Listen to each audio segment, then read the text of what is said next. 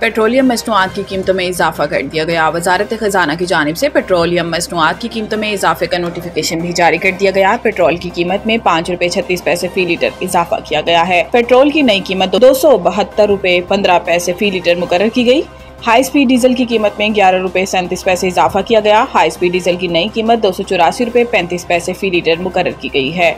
Petroleum मसनूआत की नई कीमतों का इतलाक रात 12 बजे से हो गया है। सराय के मुताबिक मट्टी के तेल की कीमत में 3 रुपए 10 पैसे फी लीटर कमी की गई, जबकि लाइट डीजल ऑयल की कीमत में 1 रुपए 85 पैसे फी लीटर की कमी की गई। 1 जुलाई को पेट्रोल की कीमत में 8 रुपए 36 पैसे फी लीटर इजाफा किया गया था।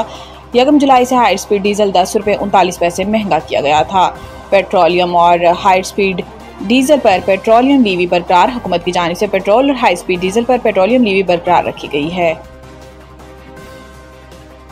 जनूबी वजीरिस्तान सिक्योरिटी ऑपरेशन में हलाक खारजी के वुर्सा का लाश लेने से इनकार। मार्का हक में शिकस्त के बाद भारतीय स्पॉन्सर्ड प्रॉक्सीज पाकिस्तान के अमन को सबूताज करने के दर पे हैं, जिस पर सिक्योरिटी फोर्सेस के जनूबी वजीरिस्तान में भारतीय स्पॉन्सर्ड फितनतुल खारिज के खिलाफ ऑपरेशन कामयाबी से जारी हैं। फोर्सेस के एक कामयाब ऑपरेशन के दौरान खारजी हमीदुल्लाह मारा गया, जो दहशतगर्दी की मुख्तलिफ कार्रवाइयों में मुलविस था। हलाकत के बाद खारजी हमीदुल्लाह के वुर्सा ने इसकी लाश लेने से इनकार कर दिया।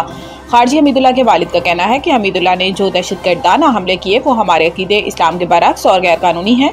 मैं हुकूमत पाकिस्तान से दरख्वास्त करता हूँ कि वो इसकी लाश को ख़त्म कर दें। खारजी हमीदुल्लाह के भाई का कहना था कि मेरे भाई ने जो हमले किए वो इस्लामी रिवायत के खिलाफ हैं।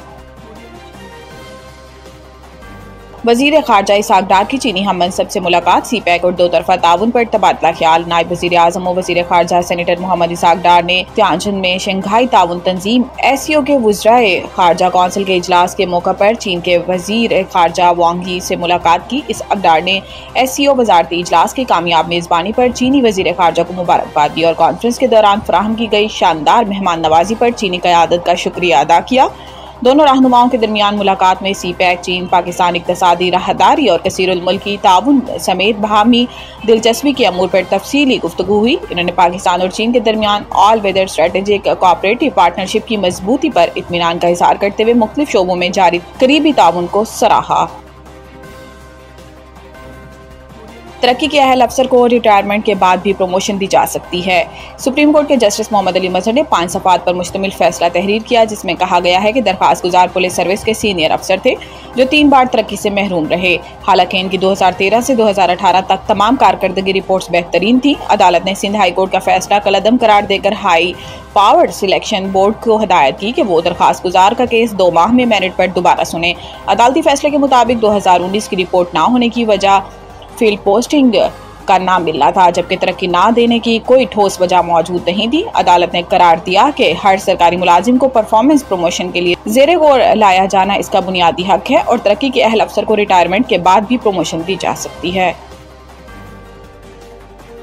पंजाब 24 घंटों के दौरान आंधी और बारिशों से हादसात में 12 अफराद जान बहक। तर्जुमान पंजाब रेस्क्यू के मुताबिक लाहौर के इलाके हरबंसपुरा में करंट लगने से भाई और बहन जान बहक हुए, जबकि शेराकोट में 20 साल नौजवान और बहावल नगर के इलाके मिंचनाबाद में मदरसे की छत गिरने से 2 तालिब इल्म जान बहक हुए। मदीना टाउन में करंट लगने से 10 साल बच्चा जान बहक। रेस्क्यू तर्जुमान के मुताबिक ओकाड़ा के इलाके नईमाबाद में आसमानी बिजली गिरने से 2 अफराद जान बहक हुए। पाकपतन के मुख्तलिफ इलाकों में दीवार और छत गिरने से 2 बच्चे, जबकि भक्कर के इलाके जहान खान में छत गिरने से एक शख्स जान की बाजी हार गया।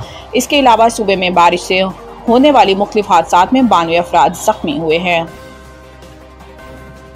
ACC इजलास बांग्लादेश ने भी भारतीय दबाव मुस्तरद कर दिया। BCB के सदर अमीनुल इस्लाम ने एशियन क्रिकेट काउंसिल इजलास से पहले मुकाम तब्दील करने की अफवाहों को मुस्तरद कर दिया। मंगल को जारी करदा बयान में BCB चीफ ने कहा है कि इन अफवाहों को सख्ती से तस्दीद की कि आने वाली एशियन क्रिकेट काउंसिल की सालाना जनरल मीटिंग का मुकाम तब्दील करके दुबई मुंतकिल करना पड़ सकता है और वाज़ेह किया कि ये इजलास तयशुदा शेड्यूल के मुताबिक 24 जुलाई को ढाका में मुनक्किद होगा।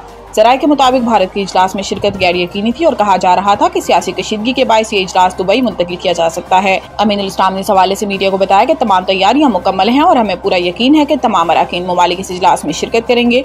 बांग्लादेश और भारत के दरमियान सियासी तनाव की वजह से हालिया दिनों में दोनों ममालिक के दरमियान कई ऐसे इक़दाम हुए जिससे तलखी बढ़ी है।